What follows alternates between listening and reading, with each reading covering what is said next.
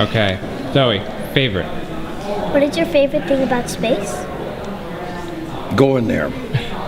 Going there. Because not many people have been there. It's nice to do something that other people haven't done. But you don't want to do dangerous things. You want to do successful things. And if it's new and different, there may be some things where something could go wrong. So you want to be prepared. This is a truism, and you need to remember. Prior, that's before, prior planning prevents poor performance. 4 P's. Prior planning prevents. No, it's 5. Poor performance. Scared. Space is something you got to plan. Scared. Were you a little scared about going to the moon or coming home again? I'm scared because nobody had been there. Because nobody has been there before? But people had gone up and down without staying in orbit. People, dogs and monkeys, people, Russian Yuri Gagarin. Then we'd done a lot of things, but we hadn't really sent people to the moon. So we did send people, and they went around the moon. Then we sent people, another crew, to go around the moon and then practice everything but landing. And then a very fortunate person with many things going right in my life gave Neil Armstrong, Mike Collins, and Buzz Aldrin the opportunity to make an attempt to make the first landing. And all of us want to succeed, and we did. And that's why I'm here. That's one of the reasons I'm here. Because I had the curiosity to want to tell people what it was like. And so I've written several books with someone else about what I've done, and then some children's books to help inspire. And now we've come to welcome youth and others who read this book. Welcome to thinking, understanding, imagining what it might be like to get to Mars and then have somebody tell you all the things that are there that you didn't know. And these are books. And books inspire and get interest in people. Zoe, fast. Did it feel like the rocket was fast when it took off? It was very surprising that it was so gentle leaving. And it was a very smooth, slow rocket going up. And once we were in space, then we were floating around. But in getting there, the rocket goes faster and faster, and we're sort of pushed back in the couch. But the rocket sometimes doesn't work, and that's a very dangerous part. So when that part is behind us, then we have successfully gotten this far, but there are always things that can go wrong. But we are optimistic, and so are the people that built this, and that's good to have them really optimistic about what has been built. Don't you like to have somebody that gives you something know that when you pick it up and do something, it's not going to break. They test things. Flying. What else do you want to know? Flying. What's it like? What's it like being in space with no gravity? Did it feel like you were flying? There is you would think that there is a motion, a movement when you look out the window, but it looks like the Earth is moving and you're just, it's like being high in an airplane, but much, much higher. And you're floating because there's no gravity. But that's just a description. There is gravity all the way out to the moon and beyond. What keeps the moon there? Gravity. There's gravity. But gravity is making us fall. But we've got motion, so that makes us move this way. You swing something on the end of a string, and it's going to keep the string taut. So that's what keeps us in orbit with gravity. It's balanced and it's floating. And I'm a diver, scuba diver, and when you get down underneath the water, you're floating. And that's just like in space until you start to move, and then you make waves, or it's not quite the same as total floating. More fun up there. But that doesn't mean I like to see the fish. Long time. Why has nobody been to the moon in such a long time? That's not an 8-year-old's question. That's my question. I want to know, but I think I know. Because we didn't go there, and that's the way it happened. And if it didn't happen, it's nice to know why it didn't happen, so in the future, if we want to keep doing something, we need to know why something stopped in the past that we wanted to keep it going.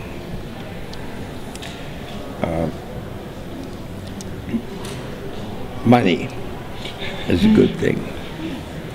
If you want to buy new things, new rockets, instead of keep doing the same thing over, then it's going to cost more money.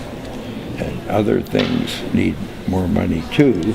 So having achieved what the president wanted us to do, and then what thousands, millions of people in America, and millions of people around the world. You know, when we toured around the world after we came back, the most fascinating observation was signs that said, we did it. Not just us, not just America, but we, the world, different countries. They felt like they were part of what we were able to do. And that made us feel very good. Home. What would it be like to have a home on the moon or Mars? A home where? On the moon or Mars. I wouldn't want to have a home. I might want to stay on the moon for maybe 6 months. But it's fairly easy to come back to Earth from the moon. If something goes wrong, then you'd like to get back into orbit, and from orbit to come back. It's much easier to come back from the moon.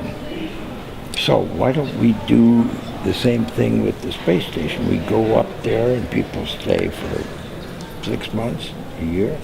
That's what will probably do at the moon.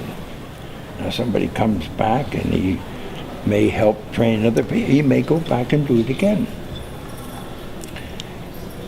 But it is not a good place to stay. There's no air. And it gets very hot in the daytime on the moon, because the daytime, when the sun appears to go up, that takes 13, 14 days, and it gets very hot. And then the sun disappears. Now that's not what really happens. What really happens is that you're going around the Earth, and you're at some place and you're looking back at the Earth, but the sun is out here, and it's going to be cold, very cold for 14 days, because no sun at all, and no air to keep you warm, and no air to breathe, not much water. Without water and soil, kind of hard to grow things. So it's really hard to do things other than be in a spacesuit, go outside, and then come back in to a pressurized home. Not a spacecraft, but something that's bigger. So we'll do that. But it's not going to be as useful and as easy to get back if we're at Mars. Much more difficult, much more expensive, and way in the future, when you're as old as I am, we may want to be thinking about a growing number of people. And if you keep bringing people back, you're not going to have a growing civilization. So that's kind of the ultimate goal. Now, what will they do? Well, we have to keep interesting the people who are paying the bills, or they won't keep paying the bills. So it has to be a growing knowledge. Important. Why do you think going to Mars is important? It's because there's a mountain, and we want to climb the mountain and see what's on the other side. Curiosity. You see something and you like, what makes it work that way? And we want to know what it would be like to live somewhere. Well, we have to send robots, machines, and learn all about what's there before we send people. And then if we send people and bring them back, it's a long ways there, and it's a long ways back, and it's expensive. So if people would like to go there and maybe begin to build up a new settlement, like the Pilgrims and the Mayflower, that ship that went to Plymouth Rock. You know that from history? Yep. Not yet. First grade. Not yet. Well, they came over here on the ship and they landed, but they didn't go back. They came here to settle, to make friends with the Indians. That took a while. And 6. What did you want to be when you were 6? What did I want to? What did you want to be when you were 6? When I was 6? Yeah. Oh, I thought you were 8. You're 6? Oh.